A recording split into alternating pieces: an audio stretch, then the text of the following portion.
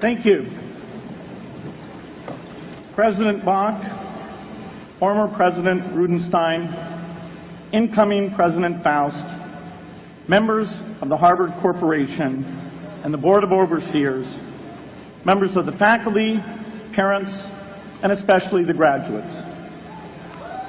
I've been waiting more than 30 years to say this. Dad, I always told you I'd come back and get my degree.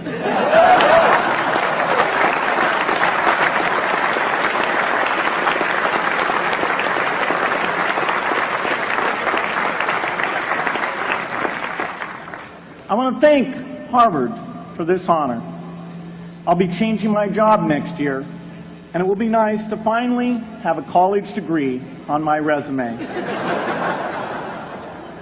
I applaud the graduates for taking a much more direct route to your degrees. For my part, I'm just happy that the Crimson called me Harvard's most successful dropout. I guess that makes me valedictorian of my own special class. I did the best of everyone who failed.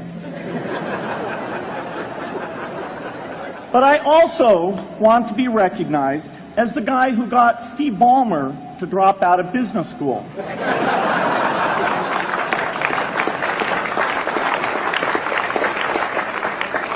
I'm a bad influence. That's why I was invited to speak at your graduation. If I'd spoken at your orientation, fewer of you might be here today.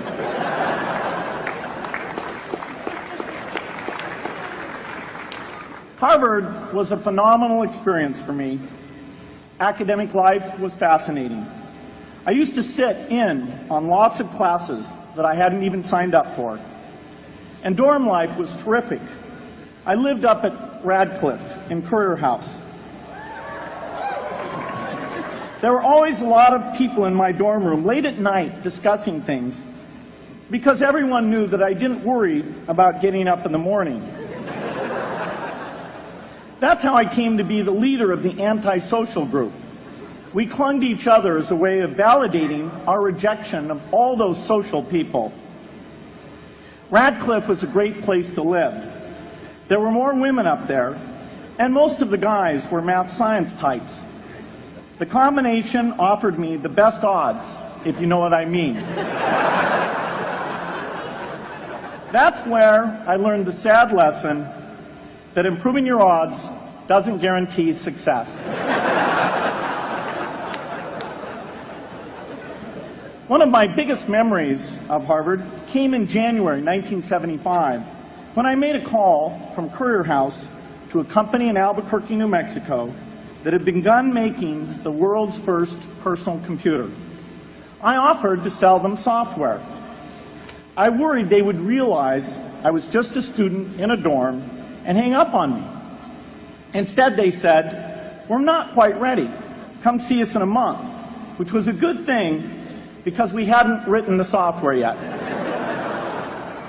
From that moment, I worked day and night on the extra credit project that marked the end of my college education and the beginning of a remarkable journey with Microsoft.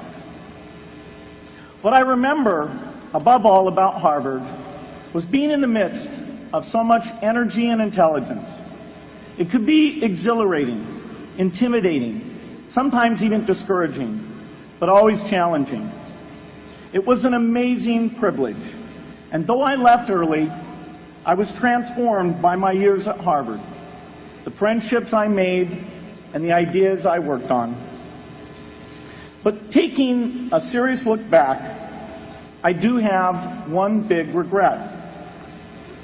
I left Harvard with no real awareness of the awful inequities in the world, the appalling disparities of health and wealth and opportunity that condemn millions of people to lives of despair. I learned a lot here at Harvard about new ideas in economics and politics. I got great exposure to the advances being made in the sciences. But humanity's greatest advances are not in its discoveries, but in how those discoveries are applied to reduce inequity.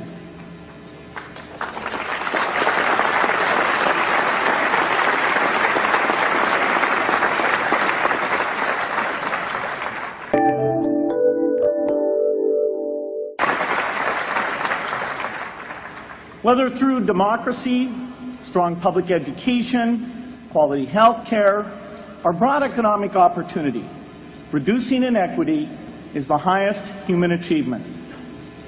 I left campus knowing little about the millions of young people cheated out of educational opportunities here in this country. And I knew nothing about the millions of people living in unspeakable poverty and disease in developing countries. It took me decades to find out. You graduates came to Harvard at a different time. You know more about the world's inequities than the classes that came before.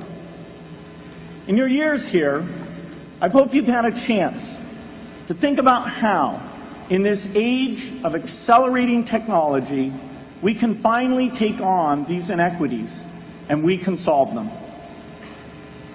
Imagine, just for the sake of discussion, that you had a few hours a week and a few dollars a month to donate to a cause. And you wanted to spend that time and money where it would have the greatest impact in saving and improving lives. Where would you spend it? For Melinda and I, the challenge is the same. How can we do the most good for the greatest number with the resources we have? During our discussions on this question, Melinda and I read an article about the millions of children who are dying every year in poor countries from diseases that we had long ago made harmless in this country. Measles, malaria, pneumonia, hepatitis B, yellow fever. One disease that I had never heard of, rotavirus, was killing 500,000 children each year, none of them in the United States. We were shocked. We had assumed that if millions of children were dying and they could be saved, the world would make it a priority to discover and deliver the medicines to save them. But it did not. For under $1, there were interventions that could save lives that just weren't being delivered. If you believe that every life has equal value, it's revolting to learn that some lives are seen as worth saving and others are not. We said to ourselves, this can't be true, but if it is true, it deserves to be the priority of our giving. So we began our work in the same way anyone here would begin it. We asked, how could the world let these children die? The answer is simple and harsh. The market did not reward saving the lives of these children, and governments did not subsidize it. So the children died because their mothers and fathers had no power in the market and no voice in the system. But you and I have both.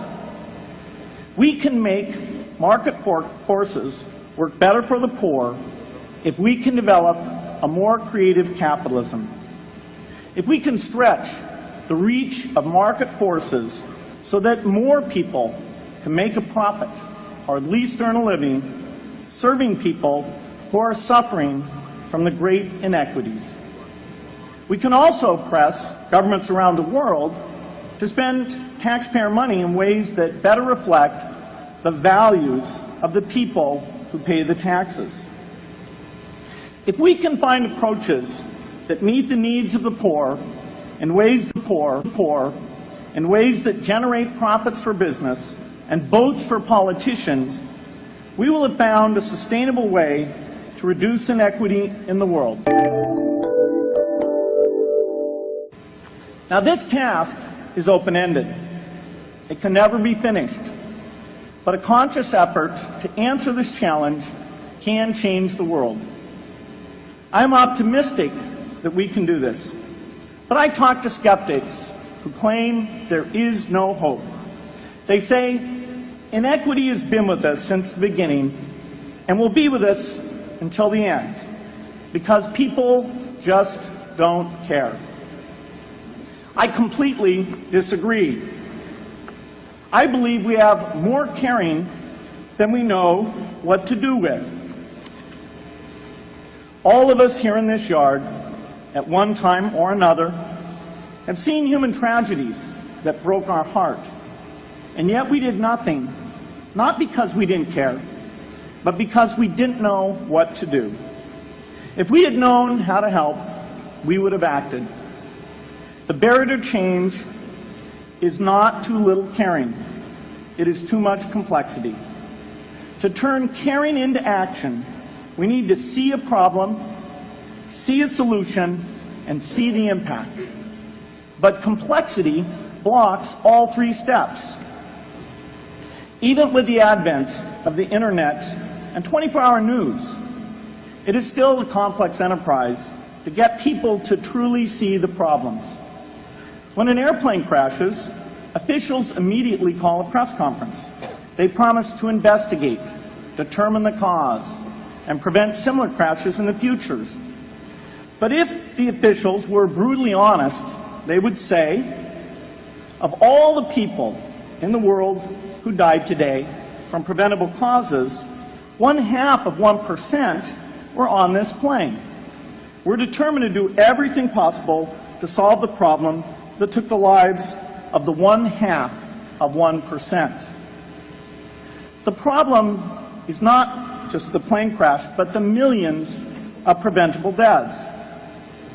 We don't read much about these deaths. The media covers what's new, and millions of people dying is nothing new. So it stays in the background where it's easy to ignore. But even when we do see it or read about it, it's difficult to keep our eyes on the problem. It's difficult to look at suffering if the situation is so complex that we don't know how to help. And so we look away. If we can really see a problem, which is the first step, we come to the second step, cutting through the complexity to find a solution. Finding solutions is essential if we want to make the most of our caring. If we have clear and proven answers anytime an organization or individual asks, "How can I help?" then we can get action, and we can make sure that none of the caring in the world is wasted. The complexity makes it hard to mark a path of action for everyone who cares, and makes it hard for their caring to matter. Cutting through complexity to find solutions runs through 4 predictable stages. Determine a goal, find the highest impact approach, deliver the technology ideal for that approach, and in the meantime, use the best application of technology you already have. Whether it's something sophisticated like a new drug or something simple like a bed net. The AIDS epidemic offers an example. The broad goal, of course, is to end the disease. The highest leverage approach is prevention. The ideal technology would be a vaccine that gives lifelong immunity with a single dose. So governments, drug companies, and foundations are funding vaccine research. But their work is likely to take more than a decade. So in the meantime, we have to work with what we have in hand. And the best prevention approach we have now is getting people to avoid risky behavior. Pursuing that goal starts the 4-step cycle again. This is the pattern. The crucial thing is to never stop thinking and working, and never do what we did with malaria and tuberculosis in the 20th century, which is to surrender to complexity and quit. The final step, after seeing the problem and finding an approach, is to measure the impact of the work and to share that, success or failure, so that others can learn from the efforts. You have to have the statistics, of course. You have to be able to show, for example, that a program is vaccinating millions more children. You have to be able to show, for example, a decline in the number of children dying from the diseases.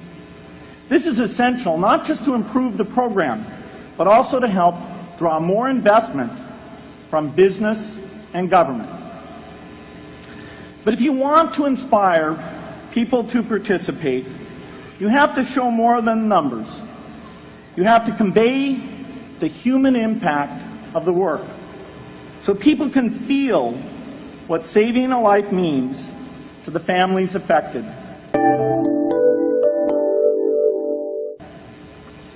I remember going to the World Economic Forum some years back and sitting on a global health panel that was discussing ways to save millions of lives. Millions! Think of the thrill if you could save just one person's life, then multiply that by millions. Yet, this was the most boring panel I've ever been on. Ever. So boring, even I couldn't stand it. What made that experience especially striking was that I had just come from an event where we were introducing version 13 of some piece of software, and we had people jumping and shouting with excitement. I love getting people excited about software, but why can't we generate even more excitement for saving lives?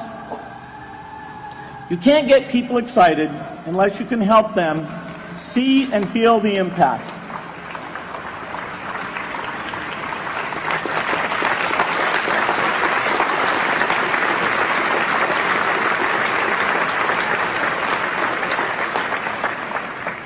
The way to do that is another complex question.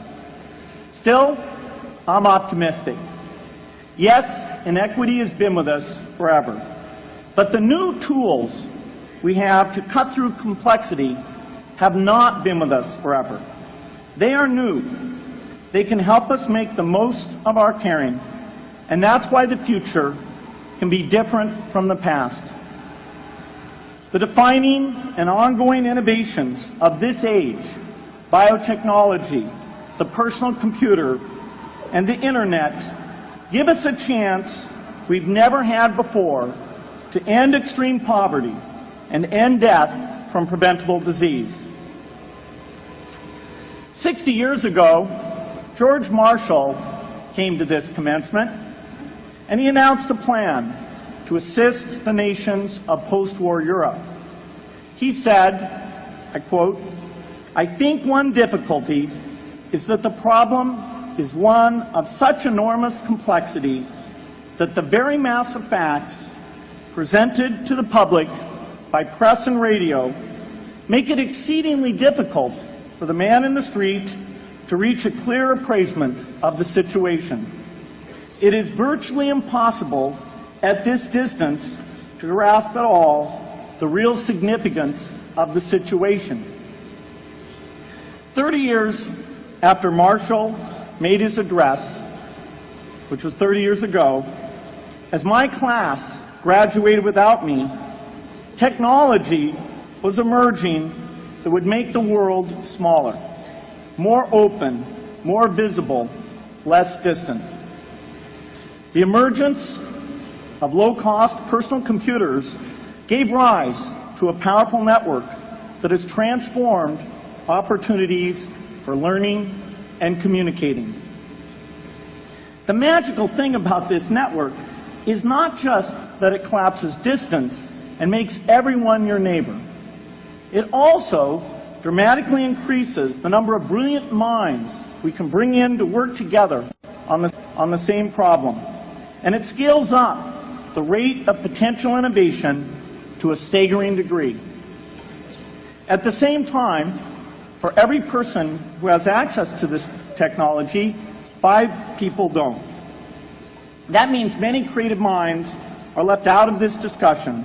Smart people with practical intelligence and relevant experience who don't have the technology to hone their talents or contribute their ideas to the world. We need as many people as possible to gain access to this technology, because these advances are triggering a revolution in what human beings can do for one another. They are making it possible, not just for national governments, but for universities, corporations, small organizations, and even individuals to see problems, see approaches, and measure the impact of their efforts to address the hunger, poverty, and desperation George Marshall spoke of 60 years ago. Members of the Harvard family, here in the yard is one of the great collections of intellectual talent in the world. For what purpose? There is no question that the faculty, the alumni, the students, and the benefactors of Harvard have used their power to improve the lives of people here and around the world. But can we do more? Can Harvard dedicate its intellect to improving the lives of people who will never even hear its name? Let me make a request of the deans and the professors, the intellectual leaders here at Harvard. As you hire new faculty, award tenure, review curriculum, and determine degree requirements, please ask yourself, should our best minds be more dedicated to solving our biggest problems? Should Harvard encourage its faculty to take on the world's worst inequities?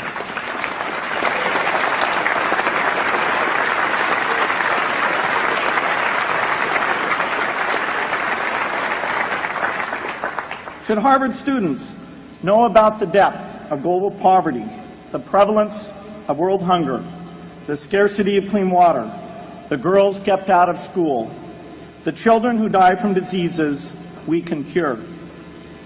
Should the world's most privileged learn about the lives of the world's least privileged? These are not rhetorical questions.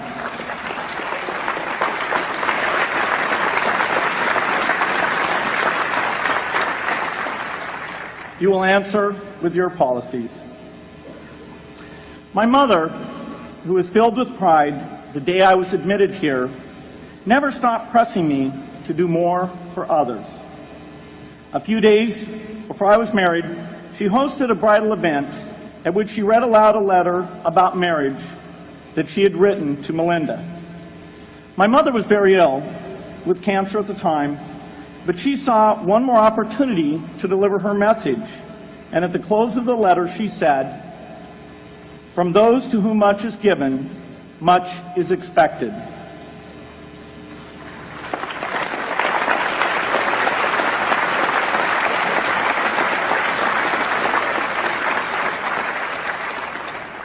When you consider what those of us here in this yard have been given in talent, privilege, and opportunity, there is almost no limit to what the world has a right to expect from us. In line with the promise of this age, I want to exhort each of the graduates here to take on an issue, a complex problem, a deep inequity, and become a specialist on it. If you make it the focus of your career, that would be phenomenal. But you don't have to do that to make an impact. For a few hours every week, you can use the growing power of the internet to get informed, find others with the same interests, see the barriers, and find ways to cut through them. Don't let complexity stop you. Be activists. Take on big inequities. I feel sure it will be one of the great experiences of your lives. You graduates are coming of age in an amazing time. As you leave Harvard, you have technology that members of my class never had. You have awareness of global inequity, which we did not have. And with that awareness, you likely also have an informed conscience that will torment you if you abandon these people whose lives you could change with modest effort. You have more than we had. You must start sooner and carry on longer. And I hope you will come back here to Harvard 30 years from now and reflect on what you have done with your talent and your energy. I hope you will judge yourselves not on your professional accomplishments alone, but also on how well you have addressed the world's deepest inequities, on how well you treated people a world away who have nothing in common with you but their humanity. Good luck.